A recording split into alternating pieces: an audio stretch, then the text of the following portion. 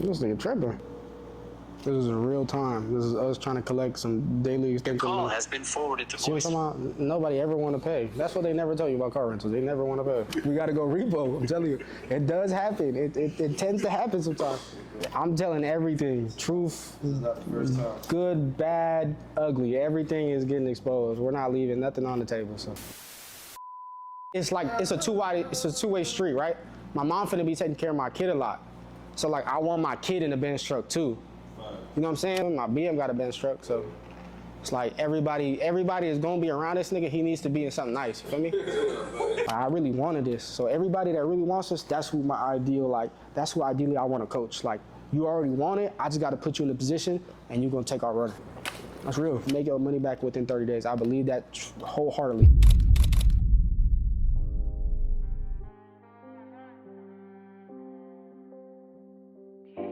Think about it, bro. I really had an Acura, nigga. It's a $100,000 Mercedes behind me. I started with an Acura. It's crazy, man. What's your name and where you from, bro? I'm Cali. I'm from Northern California. And I'm not supposed to be here. We're in Tampa, Florida. I own a multi-six-figure rental car business, luxury, exotic. I maybe got like one or two economy. And I don't have a high school diploma, and I do have a criminal background.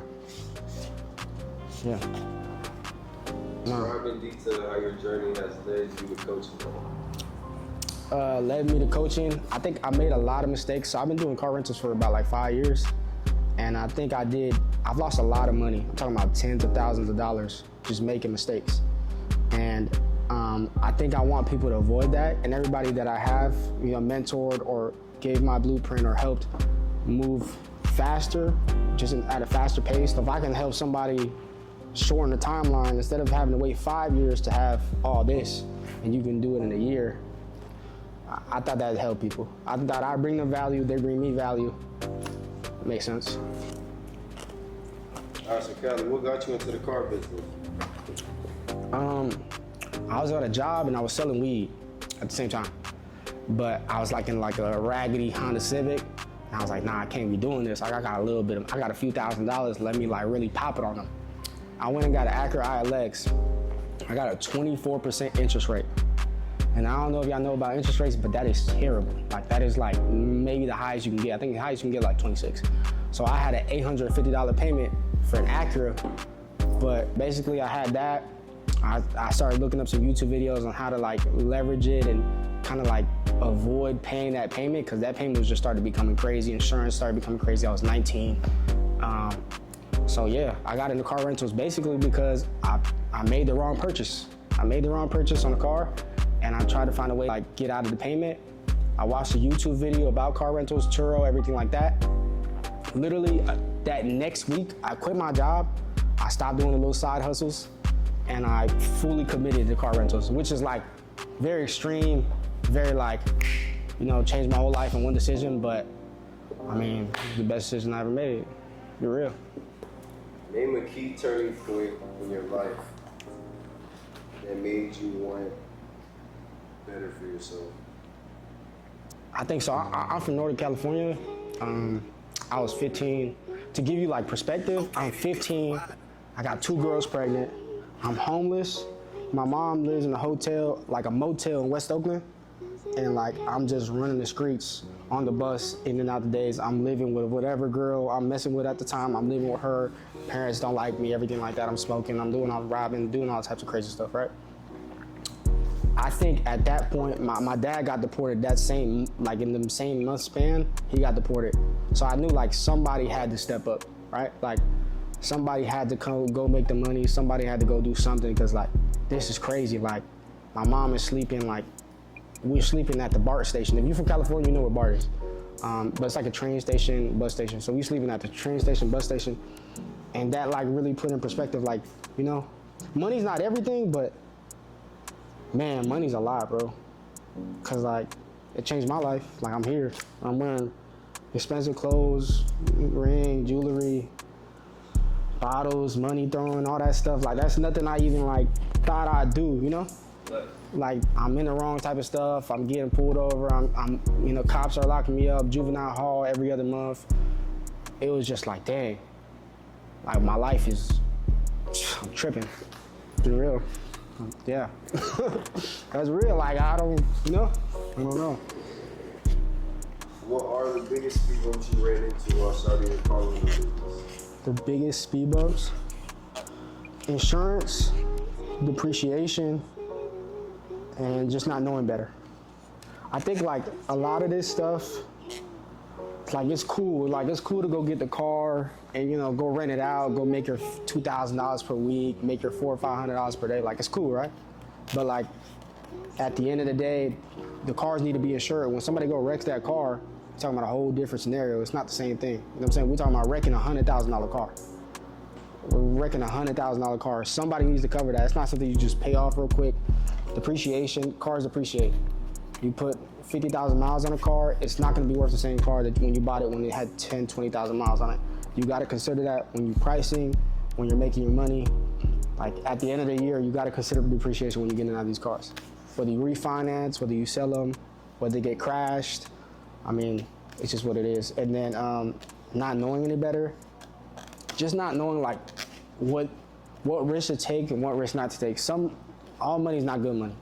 Like somebody might offer you $2,500 for the week, but your weekly rate is $1,700, right? But that person doesn't have full coverage insurance. They got suspended license. It's just a lot of like, just don't do it. So all money is not good money. So I think that would be like the biggest no-nos. Like stay away from that. And just like the biggest struggle is like, yeah, I think that's right. So what is the craziest thing that's happened in your career while in your car rental business? Perfect. Look, in the beginning, like I said, I wasn't perfect. I was renting to probably people I shouldn't have been renting to. And just like, I didn't have my procedures right. I wasn't doing it right. So I rented this vehicle, this Mercedes to this person. It's obviously a Hellcat, bunch of power, super crazy car, red key. They paid extra for the red key. And it just didn't, and looking back, it made 0 sense. But the money was amazing. He's offering extra $500 here, extra $500 there. I'm like, that, like, oh man, we finna get paid, yes. So I rent them out the Hellcat. Maybe the next day, I get a call. Customer is in the hospital. Car is completely destroyed, it's totaled. And the other person that was in the other car passed away. So basically they got into an accident.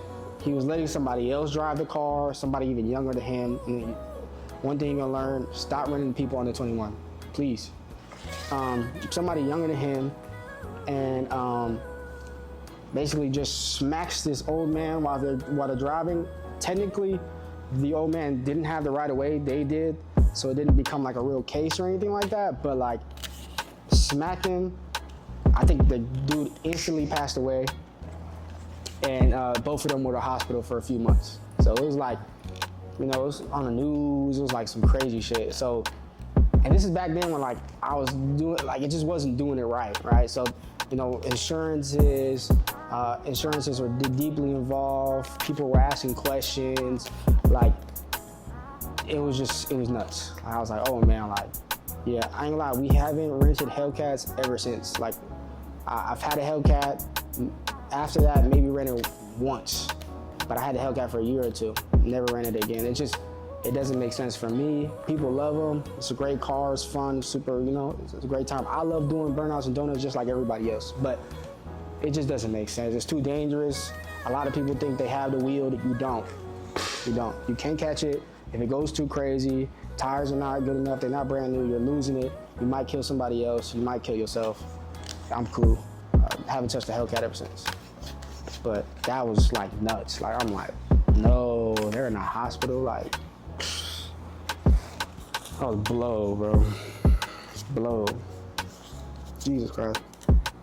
What is the best way to go about finding the best insurance if you don't have any? The best insurance. Insurance is tricky.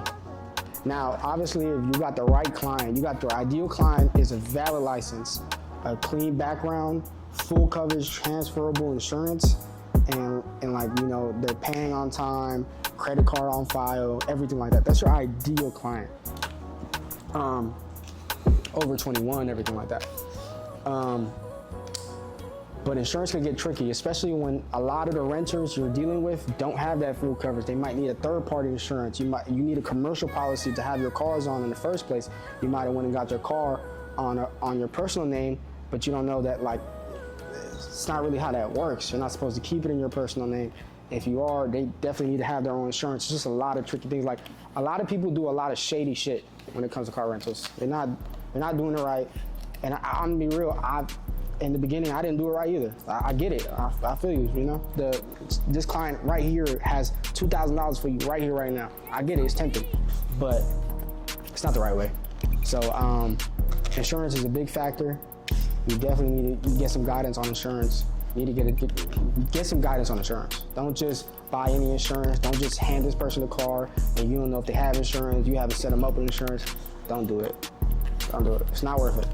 You're gonna be $50,000, $60,000 worth of debt.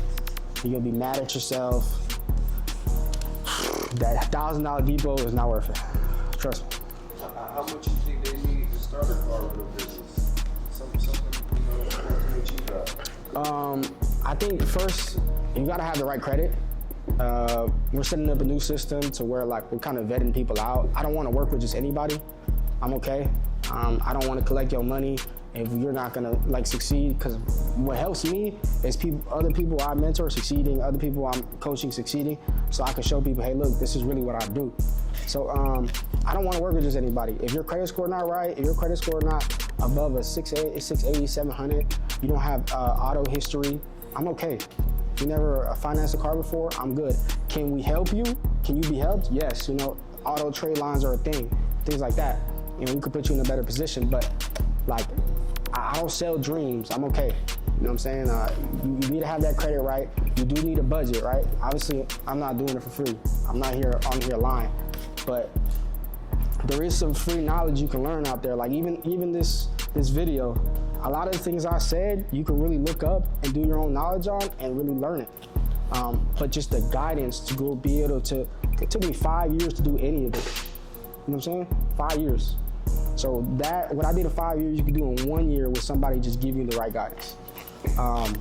So you do have to have a budget. Like, you do have to have $1,000, $2,000, $3,000 budget. It's not just something you're just starting with no money. It's not how it works.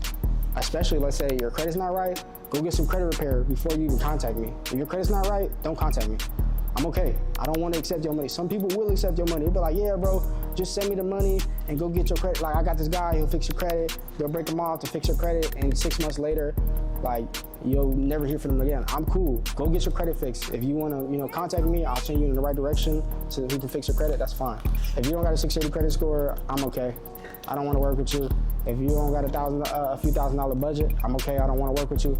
I'm trying to make sure everybody succeeds. Like, I don't want you to be average. You know what I'm saying? I don't want you to fail. I want you to make your money back in those first 30 days, because you can. A lot of other businesses, you're gonna invest a lot of money. It might take a lot of time to see your money back. If you get a car within that first week, first 2 weeks, and you get the car on the road on the third week, you made the money you spent with me, you made back.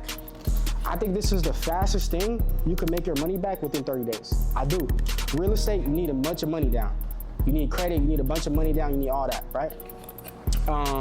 E-com, it takes a lot of, like, you have to have advertisement, you have to be, like, multi-talented for e-com, and you need a lot of patience as well. You gotta try products, you know what I'm saying? You gotta launch them. If that doesn't work, launch another product. A lot of, you know, product research, stuff like that.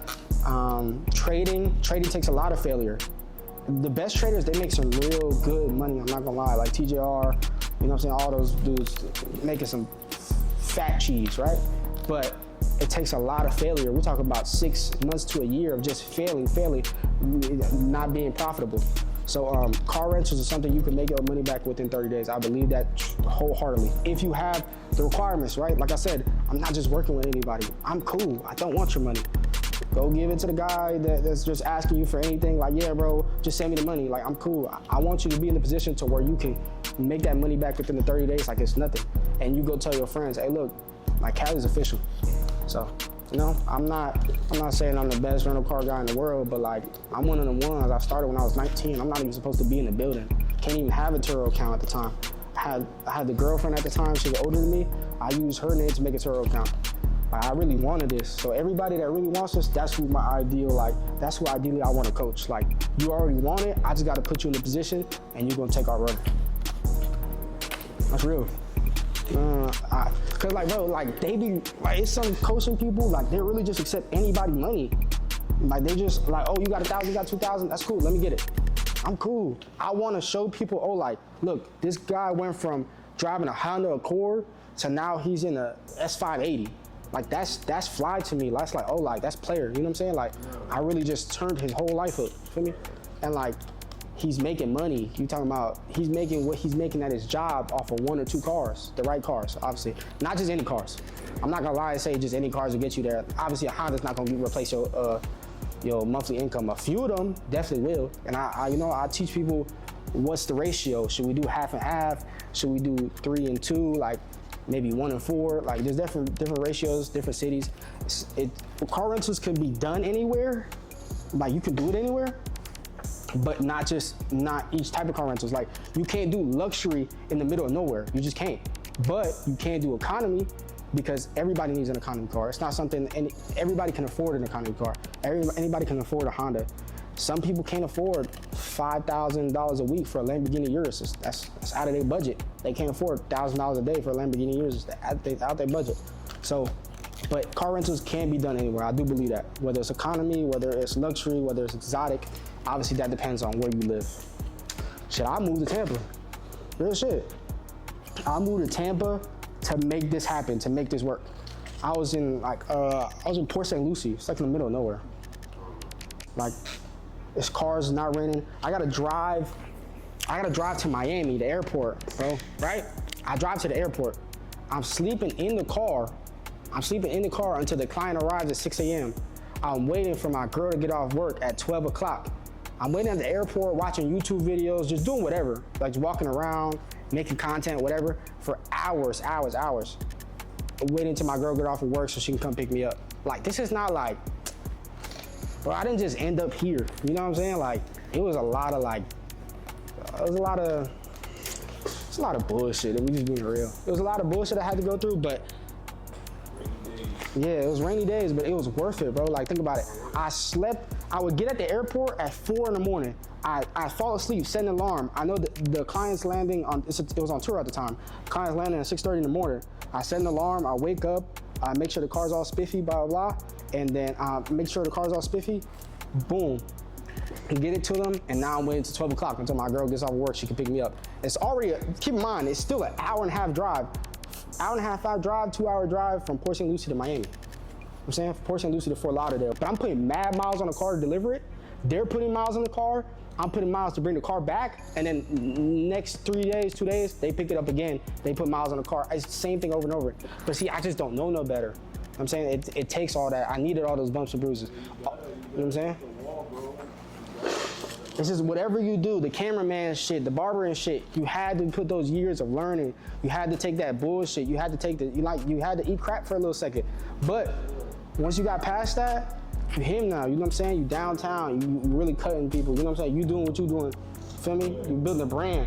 It's like, you just gotta eat shit for a little bit. So that's why I tell people, coaching, like, yes, it might be pricey, but if I charge you $2,000, $3,000 to learn, what I did in 5 years, you could do in 1 year, man, you better go pay that money. People going to college to learn from business from a guy that's never owned a business. It's just crazy. Like, that's crazy. Like, you learning business from a dude that's never owned a business. How can you do that? Like, how does that make sense to you?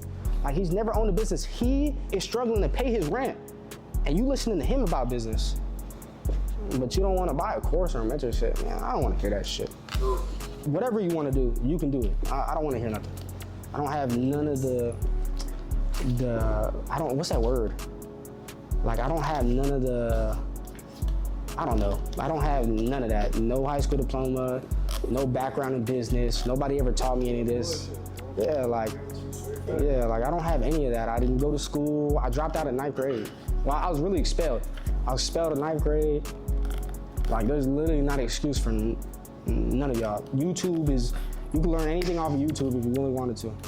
right? And maybe you're gonna be struggling for a little bit, bumps and bruises, and that's what kind of coaching is about, I think. I think people like, it's to skip the bumps and bruises, or most of them at least. You're gonna need some of them to learn, but like, I think to skip those bumps and those years of bumps and bruises I had to go through, oh, you pay that little money, boom, in a year you're set. You're in where I'm at in a year, and it took me 5. It took me 5 in that first 2 years of sleeping in a car, giving the client, not making any money.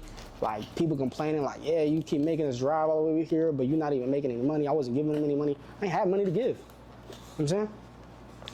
Now, this weekend I'm buying my mom a Mercedes truck. So there's the difference. It's levels to the shit. You know what I'm saying? Come on. What's your last piece of advice for a young brother that came from what you came from, who's out here trying to make it just like you?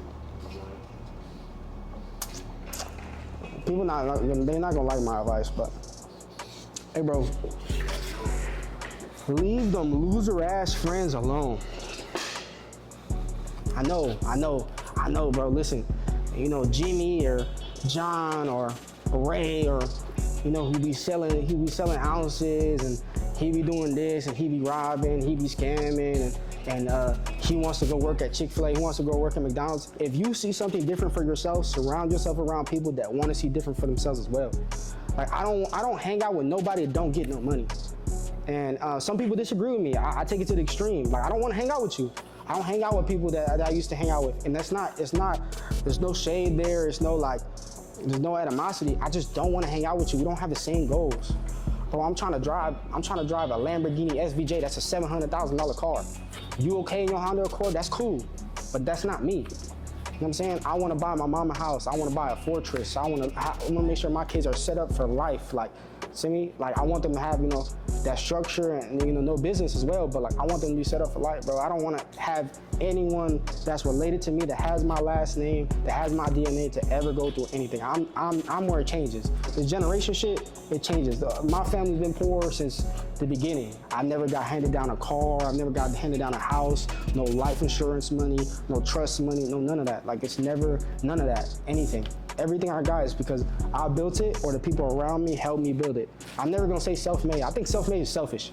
Bro, everybody's helped me.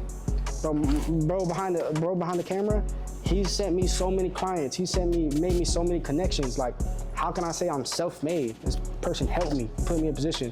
The guy even recorded. I'm saying he cuts my hair. Everybody that he meets, like, oh yeah, I got my boy, he rents cars. And make sure you holler at him everywhere to go.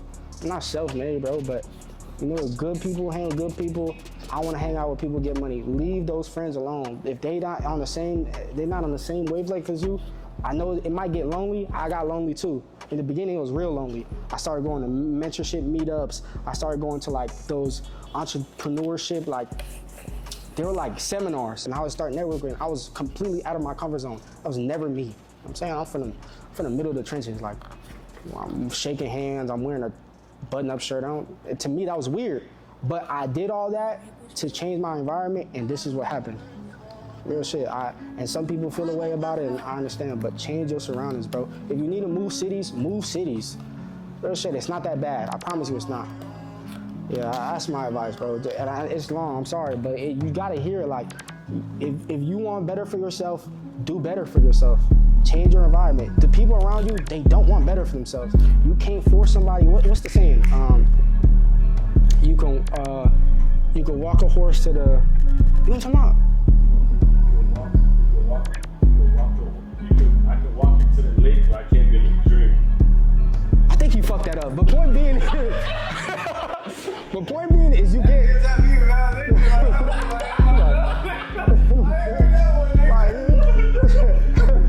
I said a horse. He talking about you can walk her.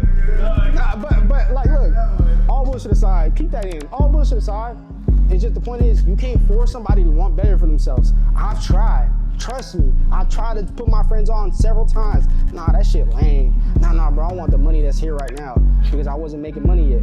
But now, like I said, this is no shade, no resentment, no nothing. But now they do ask me, like, hey, bro, how do I do this? How do I do this?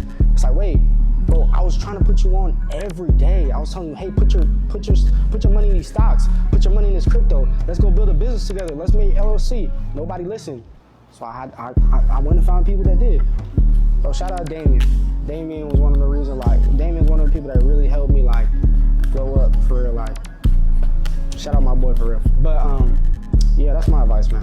But stay consistent, get to it, change your environment, go get this money, man. Go change your life, go change your family's life, make it your mission. I'm going though. You made this shit?